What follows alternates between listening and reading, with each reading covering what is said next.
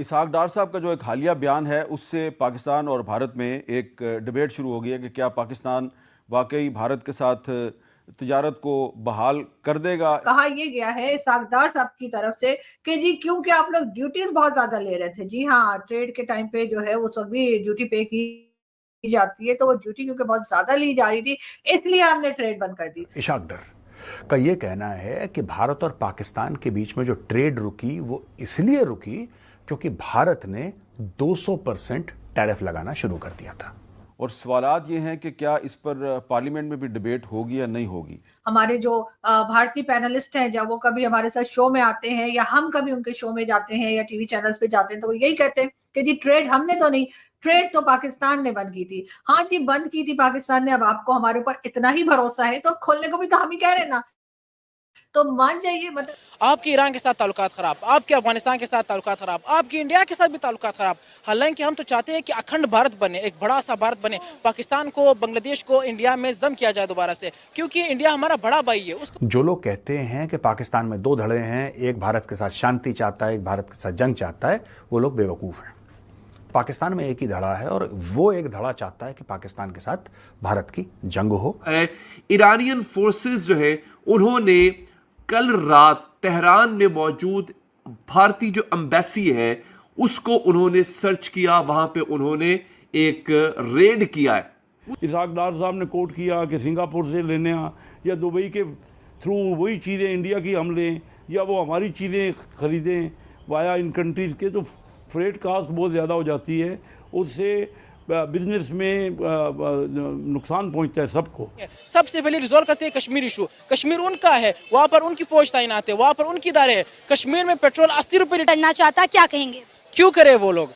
एक कौम जो पहले से भिखारी है, 22 मरतबा वो गए IMF के पास। एक बार फिर से शहबाज शरीफ साहब ने कहा है कि हम एक बार फिर से IMF प्रोग्राम में जा रहे हैं क्योंकि हमारे पास पैसे नहीं है, पेट्रोल इतना महंगा होने जा रहा है। आपके ईरान के साथ ताल्लुकात खराब, आपके अफगानिस्तान के साथ ताल्लुकात खराब, आपके इंडिया के साथ भी ताल्लुकात खराब। हालांकि हम तो चाहते हैं कि अखंड भारत बने, एक बड़ा सा भारत बने, पाकिस्तान को, बांग्लादेश को इंडिया में जम किया जाए दोबारा से, क्योंकि इंडिया हमारा बड़ा भाई है। उसको पता है कि ये छोटा भाई जो कि इसने जानबूझ के हमसे जुदाई हासिल कर ली, पार्टीशन ले लिया है, अब ये चाहता है कि अब मैं आपके साथ ट्रेड करूँ। चलो ट्रेड कर लेंगे, मसला कोई नहीं है। सबसे पहले रिजॉल्व करते हैं कश्मीर इशू। कश्मीर उनका है, वहां पर उनकी फौज तैनात है, वहां पर उनकी इदारे है। कश्मीर में पेट्रोल 80 रुपए लीटर है, पाकिस्तान में 300 रुपए लीटर है। अब कश्मीरी कहाँ मुफीद है? वो पाकिस्तान में रहे तो उनके लिए बेहतर है, या हमारे साथ रहे या हिंदुस्तान के साथ रहे। तो सबसे पहले हमने अपनी पॉलिसीज बनानी है। उनको पता है कि जो उनकी पॉलिसीज है वो खुद नहीं बनाते हैं। पाकिस्तान की इतनी हैसियत नहीं कि वो अपनी पॉलिसी खुद बना सके, चाहे वो चीन के साथ हो, चाहे वो ग्वादर मामले पर हो, चाहे वो अफगानिस्तान के साथ हो, तालिबान के साथ हो या फिर ईरान के साथ हो। पाकिस्तान जो है ना खुद कुछ कर सकता है ना बोल सकता है,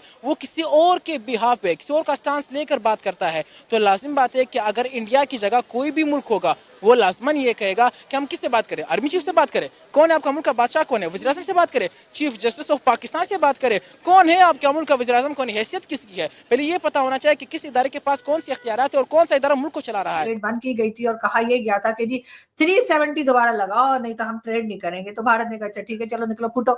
लेकिन अब हुआ ये कि पाकिस्तान फिर से ट्रेड करना चाह रहा है और भारत ये कह रहा है कि जी ट्रेड तो आप ही ने बंद की थी।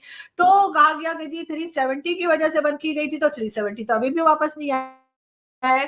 तो फिर जी हमारे जो पॉलिटिशियंस थे उन्होंने सोचा सोचा सोचा सोचा और फिर आखिर में उन्होंने ये सोचा कि ऐसा क्यों ना करें कि कहानी में थोड़ा ट्विस्ट ले आते हैं और स्टोरी ही चेंज कर देते हैं। जी हाँ, और अब कहा यह गया है इसहाक डार साहब की तरफ से कि जी क्योंकि आप लोग ड्यूटीज बहुत ज्यादा ले रहे थे। जी हाँ, ट्रेड के टाइम पे जो है वो सब भी ड्यूटी पे की जाती है, तो वो ड्यूटी क्योंकि बहुत ज्यादा ली जा रही थी इसलिए हमने ट्रेड बंद कर दी। अब जाहिर, अब हम ये तो कह नहीं सकते कि जी 370 जब तक नहीं लगाओगे तब तक हम ट्रेड नहीं करेंगे, 370 जब तक वापस नहीं आएगा हम बात नहीं करेंगे। इमरान खान साहब ने तो ये भी कहा था कि जब तक मोदी जी हैं तब तक जो है भारत से बात नहीं की जा सकती, लेकिन मोदी जी तो फिर आने वाले हैं 5 साल के लिए और उसके बाद क्या होगा ये तो हम नहीं जानते। लेकिन ये जरूर है कि ट्रेड पे बार बार बात की जा रही है, ट्रेड के लिए बार बार बात की जा रही है। पाकिस्तान चाहता है कि भारत के साथ ट्रेड ओपन करे, लेकिन बात सारी ये कि हम लोग कुछ इमोशनल किस्म के लोग रहते हैं। हिंदुस्तान पाकिस्तान दोनों कंट्रीज में ऐसे लोग रहते हैं कि जो बड़ी जल्दी इमोशनल हो जाते हैं और कोई भी फैसला कर लेते हैं, सोचते नहीं है। मतलब मुझे लगता है मूवीज नहीं देखते,